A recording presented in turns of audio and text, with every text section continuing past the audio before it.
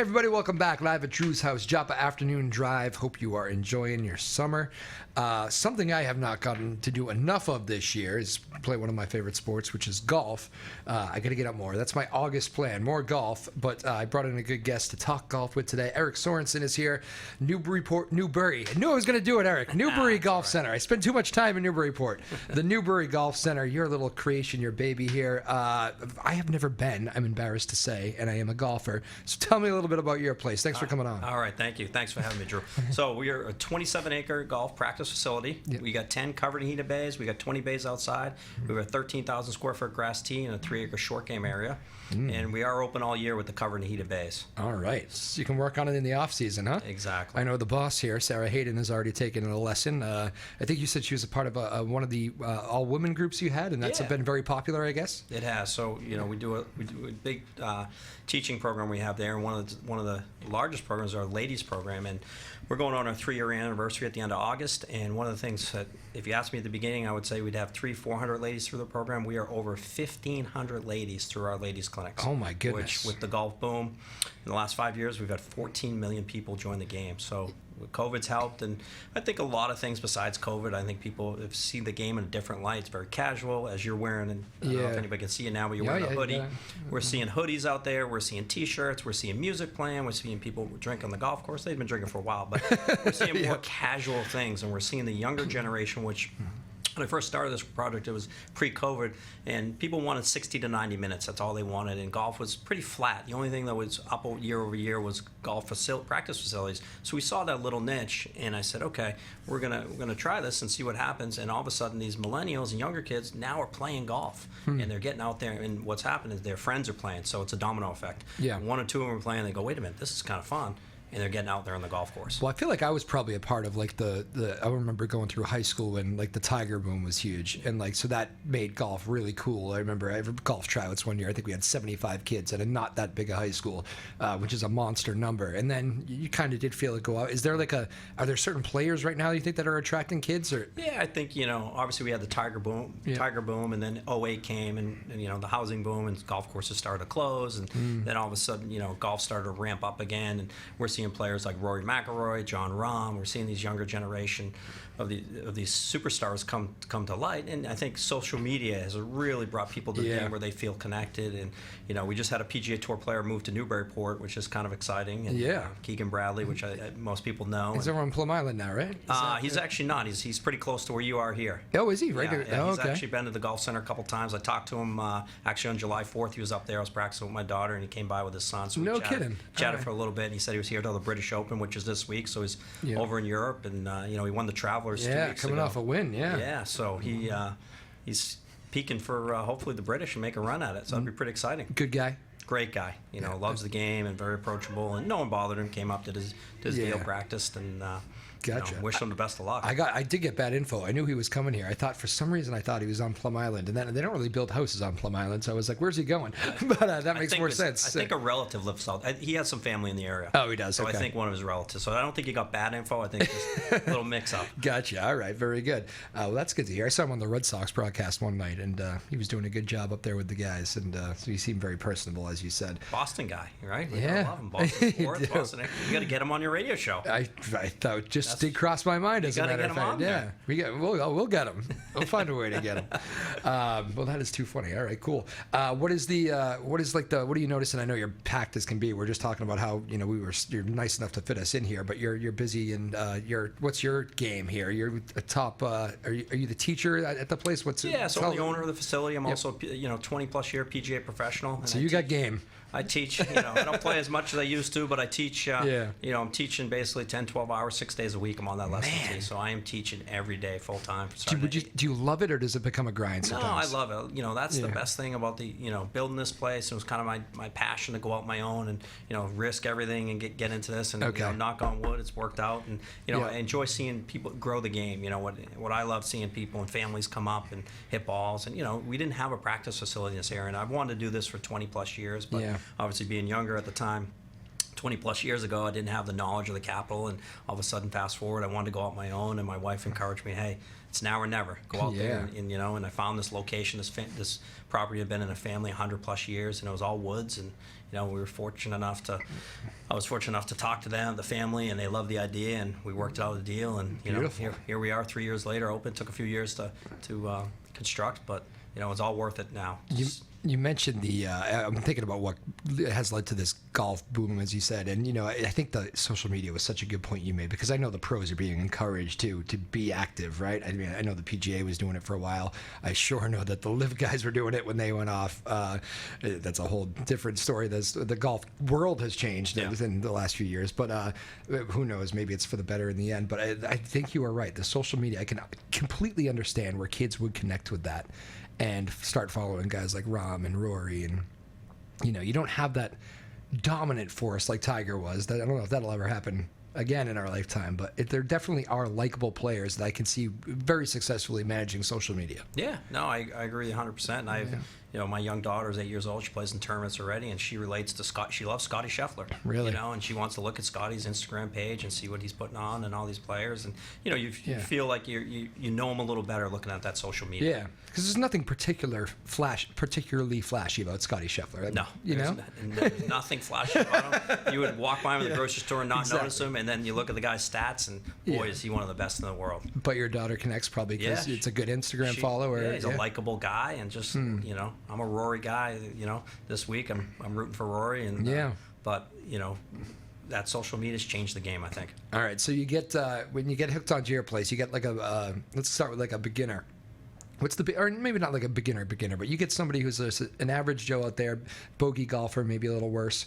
What's the biggest mistake the amateur makes out there? So, from a lesson standpoint, I think a lot of people, you go back to your core fundamentals, your grip, your setup, your posture, a little bit with your backswing, get people, getting back to their core fundamentals. And, within the lesson, you get them hitting it solid. And that's what brings them back. And, we see that over and over again with people. And one of the things that I have that's unique there is I use a lot of training aids, from impact bags to pool noodles to build my own training aids. And I leave those out, and I have 2 of everything. So if you came up to my facility and you were practicing, you'll see people using all these training aids. And all of them are my students. They're allowed to go grab them and use them. And, people want to practice. They want to get better. Yeah. And that's one of the things. It's not like basketball where you can go shoot a hoop and that's all you have. Golf, it's hard to pick up on your own. No doubt. It's more rewarding to teach a very beginner, like a kid, and get a kid in love with the game and go, or is it kind of like somebody who's really loves the game? We're talking an adult who's been working at it and then finds that thing to go to the next level. Are they both rewarding in their own kind of separate ways? You get both. I love seeing the kids,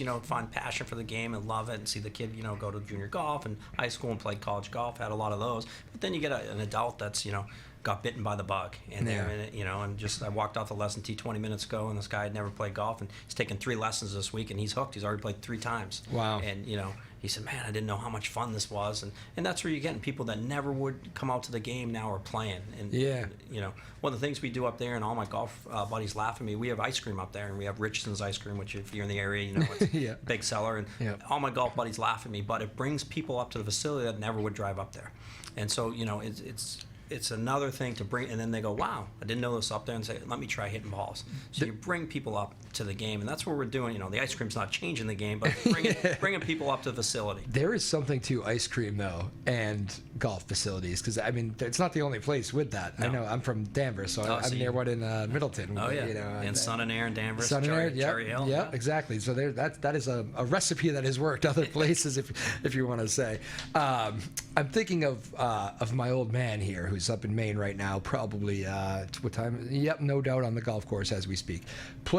Arguably plays too much. I don't know if that's a thing. You just talk about being bitten by the golf bug. This is 20 years of when summertime in Maine, he is playing golf. But there is this thing about I've talked to him before. I was I think you got some real big issues with your swing. It's just that I probably I'm not getting through to you with. And I'm no pro, but I can see it. I was like, you should go take a lesson. And he's just reluctant. He's like, I don't really do lessons. I can always work it out by myself. What do you say to that person that loves the game, playing every day, like genuinely wants to get the score down, but is a little reluctant to go get a lesson? So I think a lot, there's a lot of guys out there like that, that's for sure. But once you get those guys in, and the big thing for me is the interview process, the first 5 minutes of the lesson, to see what your goals are, what you're looking to. And if you get a guy like your dad, well, I don't usually take lessons, blah blah blah. You approach it. Well, let's hit a few balls. Let's talk about your game. What do you normally shoot? You got any injuries? What are you looking to get out of your game?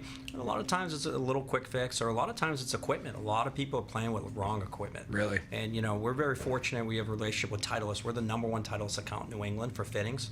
So we do Titleist fittings at least once a month, twice a month. We have Paul come in. He's the #2 fitter in the country for Titleist, and he comes in and we have a 45-minute one-on-one session with people. And you'd be surprised how many lessons I take shafts. That's the first thing I do is go through your bag, and people are playing with wrong flexes in their bags.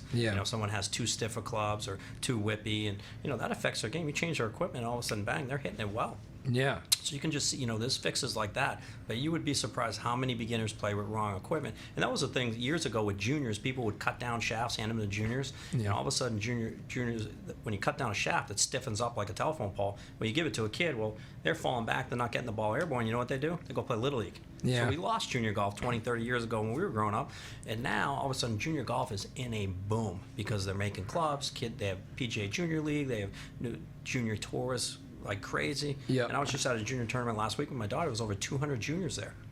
I mean, we're seeing kids like crazy. This drive, chip, and putt. I don't know if you're familiar with that at Augusta. So they have that the Sunday of Augusta. I mean, that's a great thing they're doing for golf. And that whole, I'm not sure. It's a hard thing to put your finger on, but there is a little bit more of a relaxed aspect, I think, to not just golf, it's to life. I think people are, working from home now post-COVID. They're I'm doing things I enjoy. I'm not going to be dedicated to my job, that sort of thing, and whatever. Everybody's different, but there is a little bit of that now, and I think a lot of people took up things that they really like to do. Golf being a leisure thing that I could definitely see. Are you seeing that on courses that you play, like when you go out? Because it does feel like to me, like when I was a kid, I would always be like a concern of mine. All right, collared shirt, good, tuck it in, make sure everything's right, golf shoes, all that stuff. And now it doesn't seem like kids have that thought process, where I'm not saying you go out there and look like a slob, but it's not like this concern that like some old guy's going to scream at you at most golf courses. Am I right on that or wrong? You're exactly right. We're seeing, as I mentioned earlier, T-shirts, hoodies. Kids aren't into the traditional, taking your hat off inside. That's changed. You still have your old traditional clubs, especially here in the North Shore. You got a myopia in Essex where, you're taking your hat off, shirt's tucked in. You're not allowed to step on the property without the formal dress. But, these casual clubs, public golf courses, you're seeing T-shirts, you're seeing hats backwards, people playing music. I mean, everybody has a cell phone. They got music on there. So you're seeing this different atmosphere. People are drinking out there. I mean, it's the norm now. Yeah, I mean, even me, I remember going out with my grandfather. He taught me the game, when I was young, which I was lucky. And I remember thinking, I love this game, but it is there's a little bit of stuck-upness out here. Like, 100%. I'm thinking, somebody's going to talk about my backwards hat. Like, I'm just having a good day. I'm hitting the ball well with it. Like, let me be, 100%. And I bet that was it. I don't think you see as much of that anymore. I teach tennis, and that's similar in that regard. Like, I remember there were kids rollerblading on the tennis courts earlier this summer, and I went back to my olden days, and I remembered a tennis player yelling at me when I was playing hockey with my guys, and I said I never want to play tennis because I got yelled at playing street hockey on the tennis courts, and so I vowed to never yell at those kids doing that, even though it's not great for the courts. but yeah, it turned me off, and I think a lot of us off from tennis. It wasn't cool. It was so I don't know. You always think about those stories as you get older, and I don't know. You got to be careful with the kids because you don't want to lose them, like you said, and then it becomes. You have these gaps of, generations who didn't get into the game. But you're seeing a lot of these high school teams now make cuts for golf. You never would see that before. Yeah. I mean, we're seeing these local teams that practice at our place. I mean, they have to make cuts. They have so many kids, which is great to see. Yeah, I know. That's the double-edged sword, right? It's like you never want to cut a kid from a golf team. But you know what the thing about golf, though, is you get cut from the golf team. I made my golf team. I was lucky when that 75 people were trying out. But probably 10 of those guys that I am very close with now that did not make the team, they're like better golfers than me now. You know what I mean? They played on their own and continued it through. They play more than I do later in life, and it's like just one of those games. It's like once it clicks, and you go. So you're talking 20 years as a pro. Like that's no easy. Can you tell people what it takes to so, manage that card? Yeah, I'll give you a little history. Yeah. So I grew up, I'm a local guy, North Shore, grew up in North Reading, started picking balls at the range when I was 14 at a club called Hillview, which is a public golf course. Yep, been there. And, and then I went to college, played college golf, and then... Where'd you go? I went to Salem State, right here. Yeah. Right here, so I'm again a North Shore guy, and then I got a business degree and started getting into the PGA of America, and a little bit of the old school program where you had to go to business school 1, 2, and 3. You had to pass a playing ability test to start, and then go to business school, and then you basically interned at clubs, and I was fortunate. I've interned at some pretty good places. I worked at Myopia Hunt Club here on the North Shore for 9 years. I also was fortunate enough, I worked at a club called Isleworth for 7 years, from 1999 to 06, and we had a very famous member there. Tiger Woods was a member. No kidding. So Tiger in his prime, I got to see for 7 years. Oh my goodness! So it was pretty neat to see him, and I was only there in the winter. I was there in the summer. I was at Myopia in the summer, and so it was pretty neat to see him, and he was great. You know, obviously working there a long time, I got to know him a little bit. And really. You know, on my wall, if you come in my office, I got some Tiger stuff. He wrote me a letter of recommendation, which was kind of cool to have. And, you got a letter of recommendation from Tiger Woods. So it's sitting on my wall. My kids love that, but. I love that. It's it was a good experience, but going back to the PGA, so you intern, you work for good people. And I was fortunate enough to work at Myopia, work at Isleworth. I was fortunate I still work at Augusta National. I've worked there 25 years for the Masters. So every year I go just for the Masters week, and I used to work in the pro shop for 23 years, and now fortunate enough I work in the first hole. A little easier job. I'm getting older and a little more cushy, but meet people and these different experiences in the industry. Help you, obviously with your career, learning from these good people. And, I'm fortunate enough, I've shadowed 7 top 100 teachers. So learning my craft, like any craft, you were seeing good people and shadowing them and learning that. And then, obviously I was a head pro up in Vermont for 6 years and then decided to go out my own and build my own place. But, going through the PGA program, you have to pass all these tests, and then you got to get all these credits, and we still have to do continuing education every year, 54 hours for a 2-year cycle, and to keep your PGA logo and you'd be able to use that, but keep the PGA name going, and what's up to date on all the latest and greatest things. What is the playability test these days? What do you have to shoot? So it was when I did it years ago, it was 15 over the course rating, so basically it was a pair of 75s. Okay. So it wasn't too bad. And some guys struggle, some guys don't.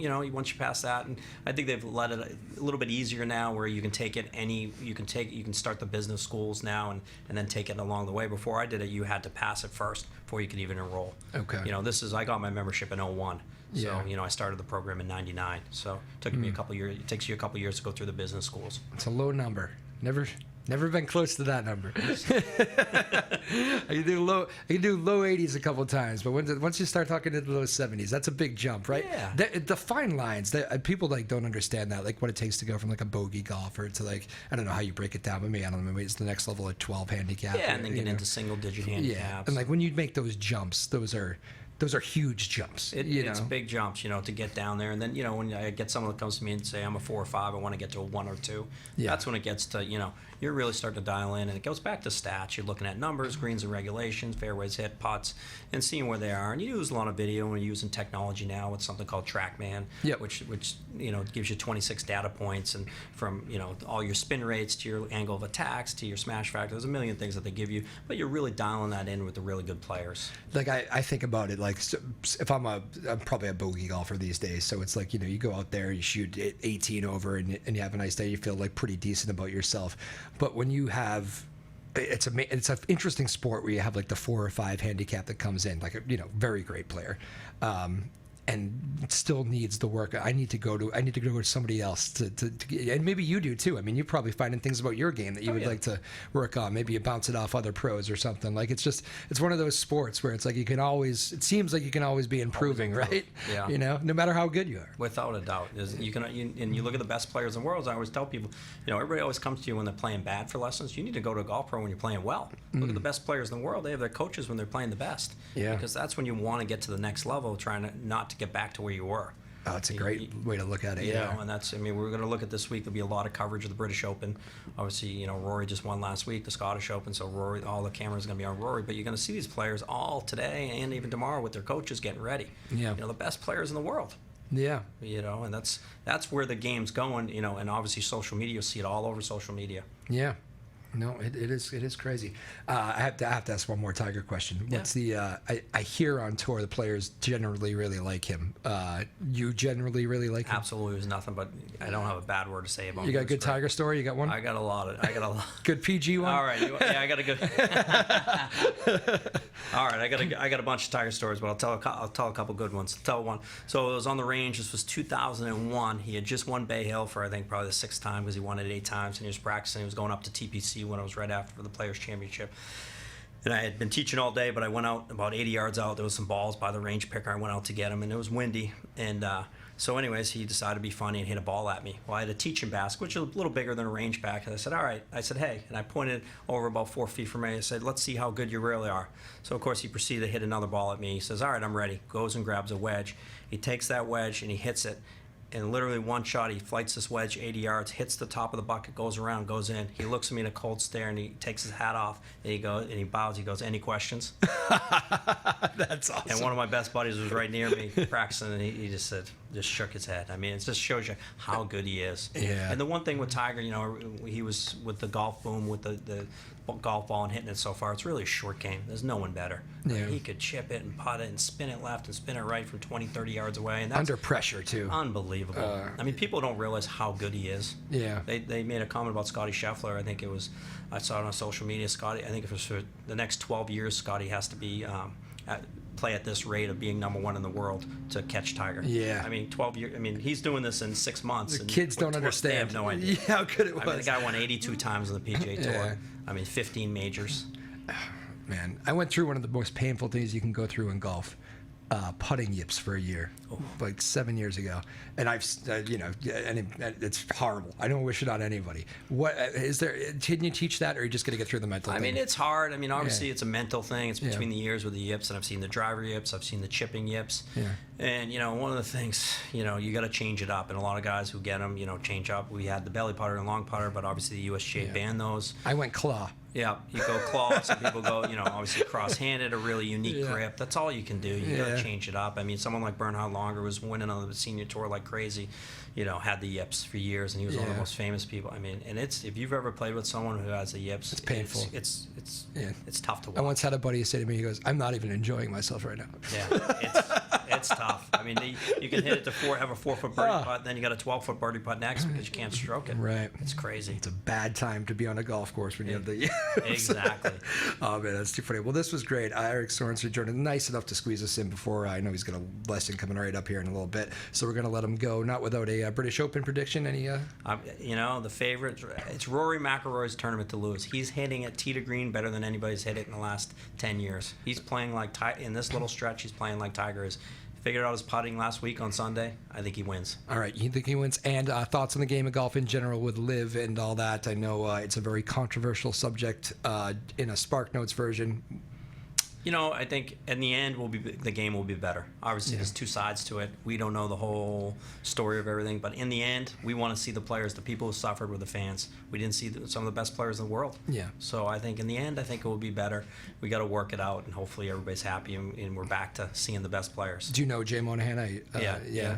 I know that was not an easy year for him. Yeah, There's year. plenty it's of controversy. Local guy. You need to get the guy on your show. You got all these local guys. Get him on your show. I've met him. He seems like a good guy. But, he. So all his family's members of Winchester. That's They're all right. Winchester My boss at WBZ in Boston was a Winchester guy. They're all close friends. He has nothing but good things to say about him. But yeah, actually, he was just had a health scare too. Yeah, right? he did. Doing all right. It seems. I think he's doing all right. All right, cool. Well, Erik Sorensen, Newbury Golf Center. Go check it out. I need to do the same thing. I've been hearing great things about it, including from our boss Sarah Hayden, who I think is already booking her lesson right now as we speak. So you got a lesson to get off to. Thank you so much for making some time, Erik. First time on the show. Let's do it again. All right, sounds good. Maeve Power, thank you very much. Lee Cusack, and again, the boss, Sarah Hayden. Thank you all. Live at Drew's house, Joppa Afternoon Drive. We'll see you next time. Peace.